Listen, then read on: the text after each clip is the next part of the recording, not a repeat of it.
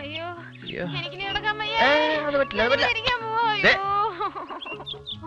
എനിക്ക് എണീക്കാൻ എനിക്ക് നന്നായിട്ട് ദേഷ്യം വരുന്നുണ്ട്. എനിക്ക്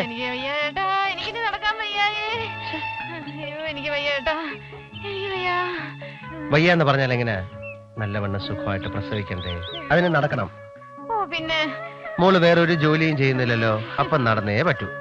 മോളെ, ഈ നാട്ടിൻ പുറത്തുള്ള പെണ്ണുങ്ങള് വലിയ വയറുമായിട്ട് ജോലിക്ക് പോകുന്നതും കാണാം, സുഖമായിട്ട് പ്രസവിച്ചിട്ട് തിരിച്ചു വരുന്നതും കാണാം. ദൈവം പോലും അറിയില്ല.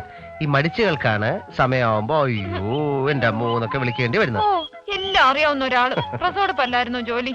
ഈ ചേട്ടന് ഒരു സ്നേഹമില്ല. എനിക്കോ? സത്യം പറഞ്ഞ ഇപ്പൊ മുഴുവൻ സ്നേഹം. ഇവിടെ സ്നേഹം, ഇവിടെ സ്നേഹം, ഇവിടെ സ്നേഹം, ഇവിടെ ഒരുപാട് സ്നേഹം. മോക്ക് വയ്യേ? കുതിര വണ്ടി പോണോ? വേണ്ട, വണ്ടി ഇങ്ങനെ ചാടി കുഴുകിപ്പോവും. മോളിന്റെ തോളത്ത് കയറിക്കും. വിശക്കുന്നോ?